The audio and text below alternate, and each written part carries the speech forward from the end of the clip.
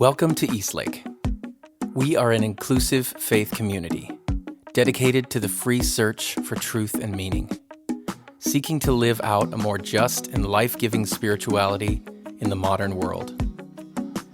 We see faith as less about doctrines and dogmas demanding total agreement, but a life to be lived, enjoyed, and given away to others. What unites us is a growing awareness that life is a gift and love is the point.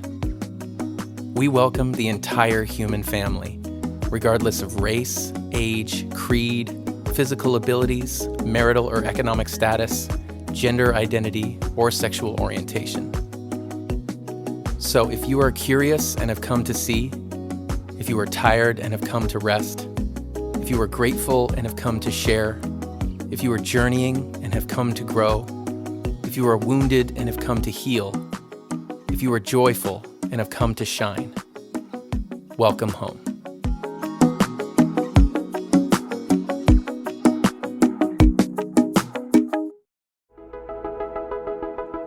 Today, we hear from Kyle Reynolds as he continues our series, Getting Closer.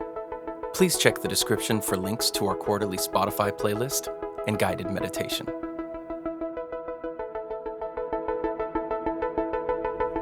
Hey guys, it's good to be back. My name is Kyle Reynolds. Been part of Eastlake for a long time. Live in the area over in Sammamish, Issaquah, part of Washington, and I shared, I think a couple months ago, and felt like I was looking back at a relatively darker place than I am now. I feel lighter today.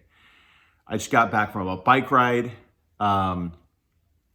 And I just feel more hopeful, So hopefully that will come across. I'm in a cozy blanket right now. You can't see, but that's where I'm at. And the kids are at grandma's. So let's talk about vulnerability today. It's the fourth week of the Getting Closer series that we're doing. So let me start by defining vulnerability by none other by quoting the GOAT, quote the GOAT, Brene Brown, by saying that vulnerability is, in her definition, which I love, it means uncertainty, risk, and emotional exposure. To be alive is to be vulnerable. Now, as I dug a little deeper on that idea, that definition, I started thinking about how we commonly define vulnerability. And I don't know about you, but I think of vulnerability in terms of there's an animal in the woods that's vulnerable. We have this little rescue pup and we turn on all the lights we can in the backyard because we're afraid he's just gonna get grabbed by some kind of cougar that's walking by or something in our residential neighborhood. Anyways, there's been cougar sightings. All that to say, we feel like Colby, our rescue pup, is a vulnerable dog, right? That's what I think about when I think about vulnerability. So if we think about that idea and translate it to our lives, then that means that vulnerability is the risk of being hurt or having pain inflicted by someone else. We're only vulnerable if it means we can be hurt by someone else, right? Just like an animal can be hurt by something else, and that means it's vulnerable. But that means also that the flip side of that is that I ultimately get to decide if someone emotionally hurts me. You and I are actually the ones that decide that. So, for example, if someone made fun of my height, it wouldn't be a vulnerable thing for me. I'm 5'9", which is, I think, 5'8.5" is the national average. So I'm a little bit, So it's not a thing that I'm insecure about. 5'9's adequate. I think it's fine. So you could be hey, shorty. And I wouldn't feel vulnerable. I wouldn't feel insulted or offended. I wouldn't feel like you got me on that one, right? My height's not a vulnerable topic for me. But if you brought up other topics, which I'll bring up later, then, that's going to get me because I feel vulnerable personally, and then you can capitalize upon that.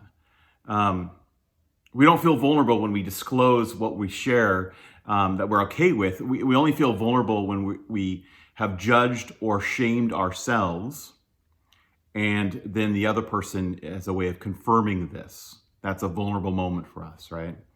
They may reject us because of that part of who we are, or and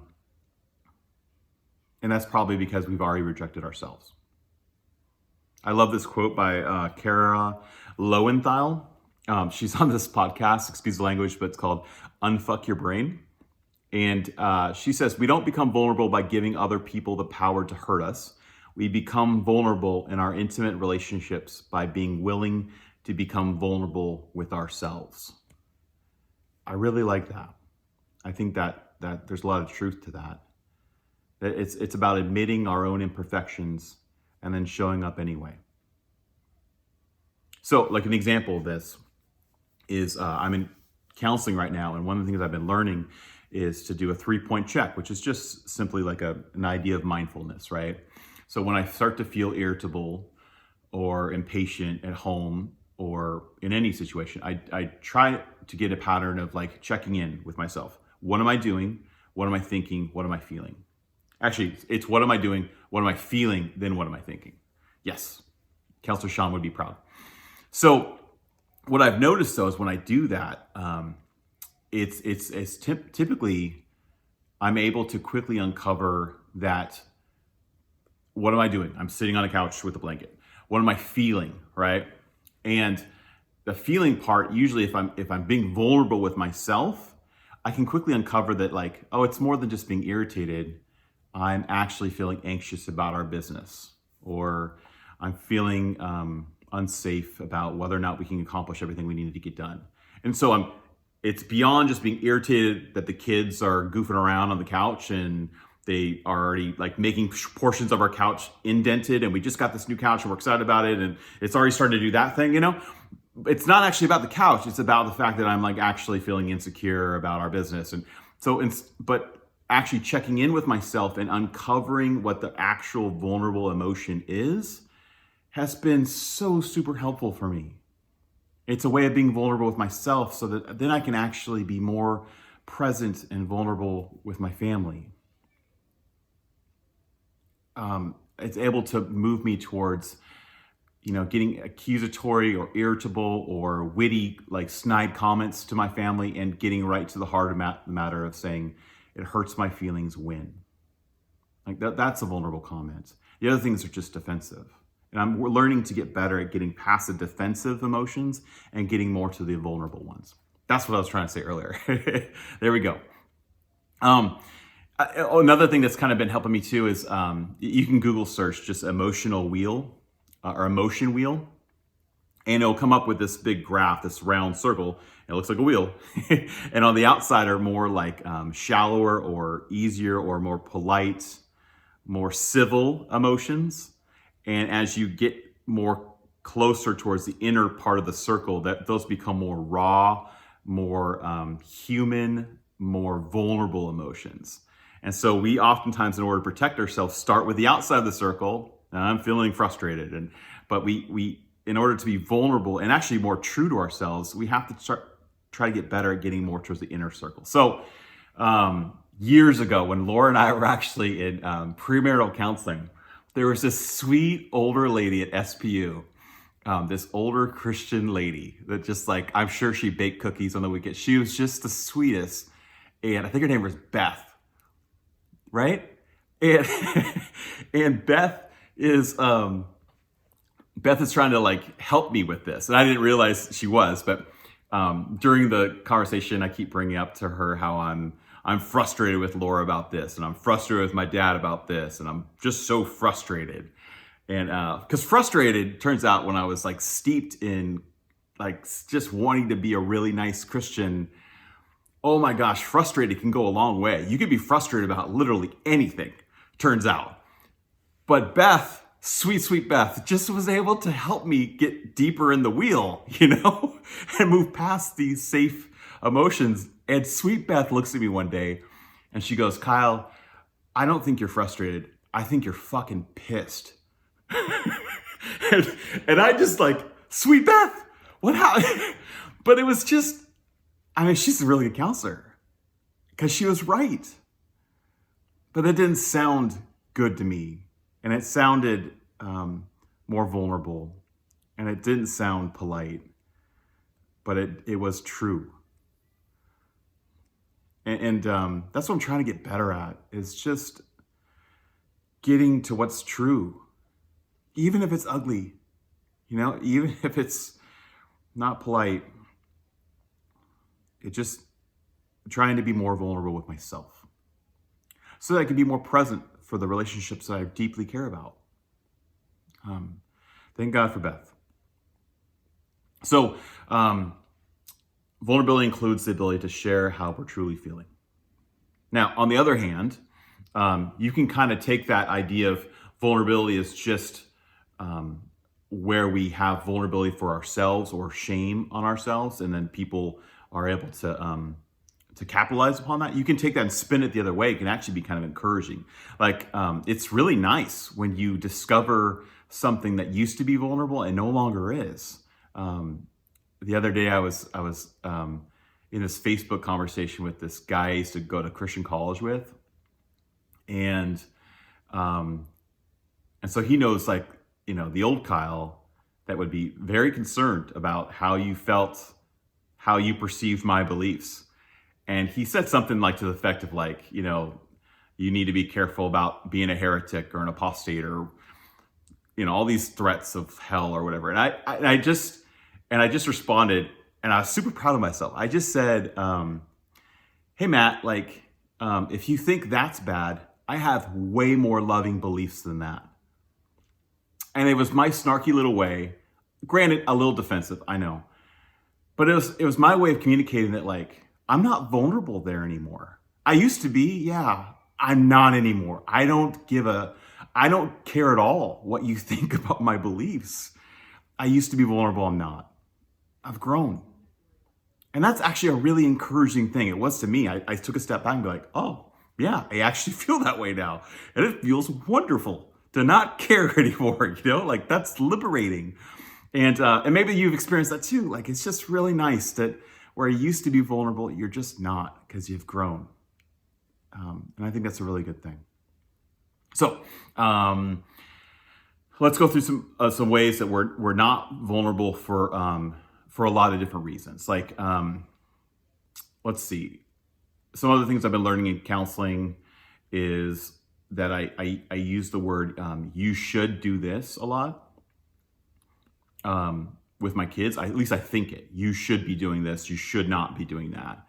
And I've realized that's more a defensive posture. That's actually not putting me in a vulnerable place. What I should be saying, which is vulnerable, is this makes me uncomfortable because. Or another classic one that keeps me safe and isn't actually true is the statement, like, whenever I use definitive words, like, you always do this or you never do that, right? For one, it's really defeating and demoralizing to the person you're saying that to, because they're like throwing their hands up in the air, like, where am I supposed to go from here? You already think I never do that. And it's inaccurate, right? The fact is that one time they did take out the garbage, right? That one time they did start the dishwasher. It's not actually accurate, and so it's self-defeating. But also, it's also really defensive. It's not true, and it's not vulnerable, and it won't get me or you to the kind of intimate relationships that we really want. So instead of you always or you never, I start to reflect on my own story and their story and how that potentially is not accurate. And then I start to be open to the possibility that I'm wrong about the story I've created about the person. Hey everyone, it's Kristen. Just wanted to take a moment to say thank you for tuning in. I hope that you're finding these messages helpful for you in your everyday life. That's what we're trying to do here, is gather around the idea that life is a gift and love is the point, and let's give ourselves ways to move forward in that in our own everyday world. So I wanted to take a moment to say thank you for being a part of this community. To those of you who have participated and given financially, we want to say thank you to you. Everything that we do here happens because people make contributions. People say, I value this place, I want it to exist for me and for other people, and so I'm going to support it. And so we just want to say how grateful we are that you do that. And for those of you who maybe haven't had a chance to contribute yet, we would ask you to consider maybe doing so. If you find this place beneficial, if you find these messages helpful for you, then consider joining us in that way. You could go to eastlakecc.com to make a contribution, and we just always are thankful for the people who want this place to exist. So thanks again for tuning in. Let's get back to the message. Another way that I see this occurring is I tend to not want to share my pains in my life right now because I am too quick to compare them to other people's pains. And then in doing so, I'm not true to myself. I'm not actually vulnerable. Like 2020 was really hard for me. That feels weird to say because I wasn't a frontline worker, right? And so I want to compare my grief with other people, and I feel kind of embarrassed about it. But it also keeps me safe, and it doesn't allow me to be vulnerable with people and then eventually grow the relationship. Because the reality is grief doesn't compare. It will never compare. Sometimes we're not vulnerable with our hurts because we compare our grief. Similarly, too, sometimes we're not vulnerable with our hopes because faith isn't explainable. Like, we're scared to be vulnerable and share like what we're hoping for. So for me, like I'm writing a book, which also feels weird to say out loud, you know? It's like it feels vulnerable. And I immediately want to go to a way of trying to explain it to you, you know, that like, well, I'm finishing up my doctorate and I have to write the dissertation and I've got some editing to do. And it's just all a way of rationalizing, explaining it so it's more palatable to you, and you'll start nodding your head like, okay, that does sound explainable. But at the end of the day, it's just a hope, you know? Like, I hope to do this. I hope it helps people. And it puts me in a vulnerable position because faith is never entirely explainable. And I'm not talking about some old guy in the sky kind of faith. I'm talking about the faith you and we all have to believe in something, to hope for something in our lives. It's a vulnerable place to be when we're true about it. And it will never be completely explainable to others. So, hurts, hopes, those are different kinds of vulnerabilities. Can I talk about a little bit about false vulnerability for a bit? Because that's a thing, for sure, that I am super guilty of. Actually, when I was like studying this for this a bit, I was like, oh, and I do that, and I do that, and yes, I have posted that before. So false vulnerability is very similar to like false humility. It's there, and it's creepy, and I don't always recognize it when it's in my life. You know, it's the TMI, or it's the oversharing. Brene Brown would say that vulnerability does not mean to like let it all hang out, right? Or she says it better this way. She goes, live tweeting your bikini wax is not vulnerability, nor is posting a blow-by-blow of your divorce. That is an attempt to hotwire connection. But you can't cheat real connection. It's built up slowly. It's about trust and time. And that's really true.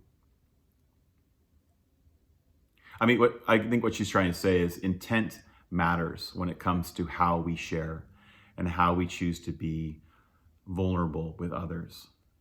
It's taking the moment to ask the question, like, why am I actually posting this on social media or sharing this particular thing with a coworker? What's the intent? What's the outcome I'm trying to get or achieve? Is it to connect, or is it to make a relationship healthier? Or is it to gain some kind of inappropriate validation or get attention from people? Is it misplaced, or is it healthy? And you are the only one who can answer that, right?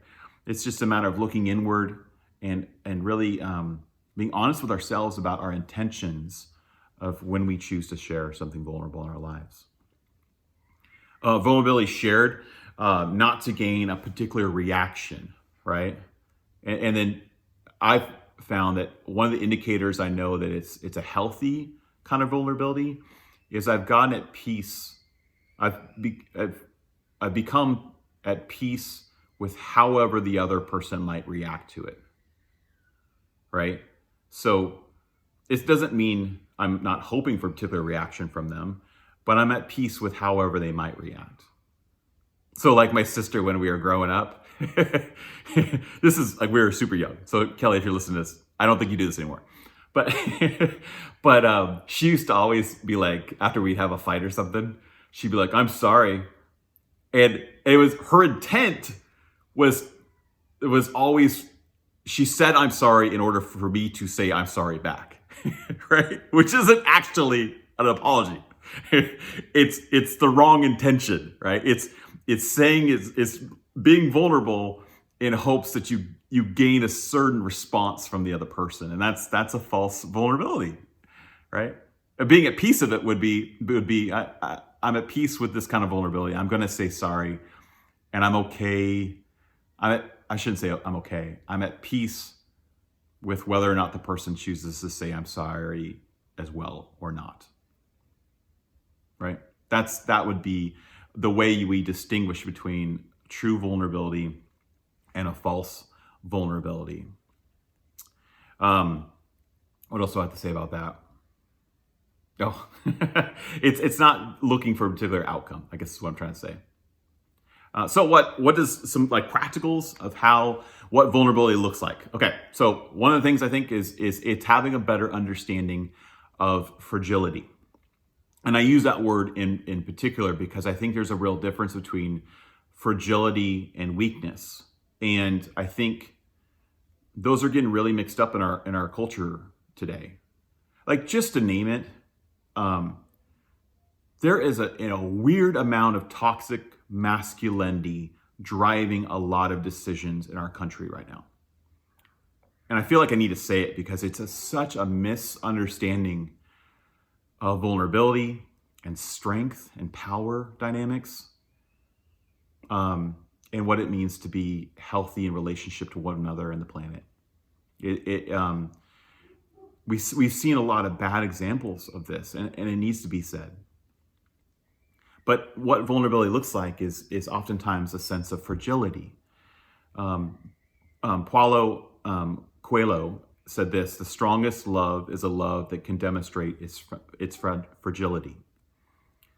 Fragility means that we take extra careful care and take a lot of gentle care with something, like we take care of ourselves, right? When we dare to be vulnerable with ourselves, we're taking care of ourselves. We're being careful with ourselves. And we're taking time with ourselves in order to know when it's right, when it's okay with ourselves, in order to be vulnerable with someone else, that they would also take care of it, right? Like Brene Brown said earlier, vulnerability is about time and trust.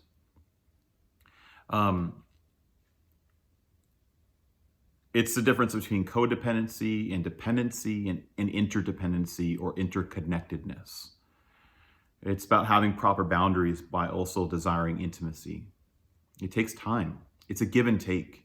It's not the person at the party that just overshares desperately for attention while the other person's just like, I just came here for the free drinks. Like it's remember when we used to have parties? Shit, guys. Let's have parties again soon, right? Miss those. But it's a give and take, right? It's recognizing that person's trusted me a little bit, I'm going to trust them a little bit, and the trust grows and intimacy begins to develop. It's being vulnerable with ourselves in order to begin being vulnerable with others. It's inviting others into a healthier relationship and a healthier place. Another thing vulnerability looks like, it's apologizing well. It's not the lame, I'm sorry I made you feel this way. That's another great way to protect ourselves. It's a defensive measure. And we got to see that for what it is. It's not vulnerable. Apologizing well is saying, like, I'm sorry for this specific action. And I realize this is how it made you feel. And I care about our relationship deeply. So therefore, I care about how you feel. And whether or not I intended to have it turn out this way, this is how it impacted you. And therefore, it matters to me. And this is what I'm going to do to change that so it won't happen again. Will you help me? because I really care about what we have together. That's apology, right? It's taking the time to move past the ways we defend ourselves. Vulnerability looks like risking to change our minds even. I was in this my cohort yesterday for school, and one of my friends, he had such a great point. He said that he was talking about like what it looks like to be vulnerable and risk in a conversation, even to the point that the other person might change our mind, right? And one of the great ways to set that up is to move past like the memes, right? Of just like the gotcha statements, and state their opinion in such a way that if they heard you state it, they would be like, yes, that's actually what I mean, right? We're so great at twisting and rearranging other people's opinions in order to make us feel better about ours, rather than actually truly listening, even to the point that it might change our minds. That's vulnerability. And it's something I really got to get better at. And lastly, I think vulnerability looks like an invitation to others, right? Because that's the great thing about vulnerability. When we are vulnerable with ourselves, we've gone through trust and time, we decide to disclose a bit of ourselves with others, it also acts as an invitation for them into a better and more intimate relationship with us, right? Of them also feeling known as we dare to feel known. It's a really wonderful thing. It reminds me of my friend's house, the Petersons, and whenever you go over there, there's just no, we're having guests and company over. There's none of that bullshit. I love the fact that they have laundry on the floor. You know, because in our house, if you surprised us, there'd be laundry on the damn floor, because that's the way we live, right? I mean, but I thought about that and how that was also serves as such an invitation, because now I know that if they come over to our house, we can also have laundry on the floor. You know, we're not having company when the Petersons come over either. You know, it ended up working both ways, and they didn't even mean it to. It's like this, they make us feel more at home, and it gives us permission for our home to be lived in. And I think in a similar way, vulnerability is revealing a lived in soul. Bumps, bruises, warts, and all. I'll say it again. Vulnerability, because I really like the way it sounds. Vulnerability reveals a lived in soul. So, to wrap things up, some things for you to think about this week that might be helpful. Practical things, right? Like, so for instance, if you have difficulty naming your emotions and you get caught in the outer ring, the easier, the safer, the more defensive, protected emotions, like I'm frustrated, just take time to Google the emotional wheel. Just Google that and print it out even.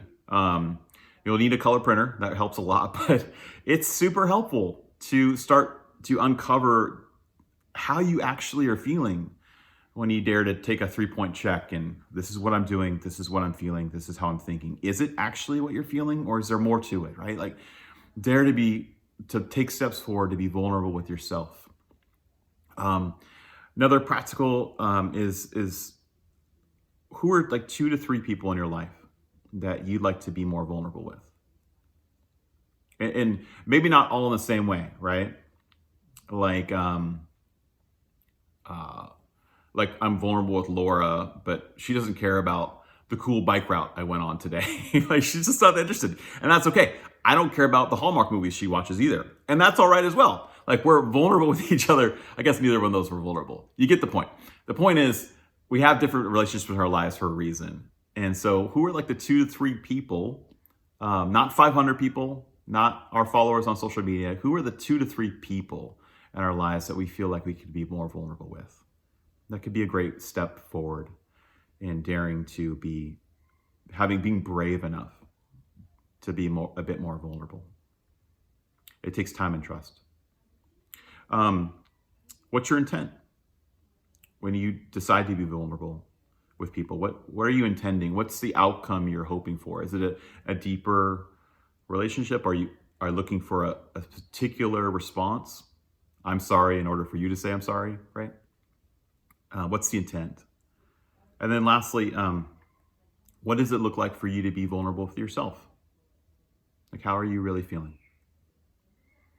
Yeah, that's it. So I hope that's helpful. I miss you guys a lot. And I also don't want this to end quite yet because I just really enjoyed talking about it. That's the way I learn is teaching it. So, and it gives me a reason to study a bunch. And so I'm actually looking forward to putting some of the stuff in practice as well. All right. Have a great week. Bye, Eastlake.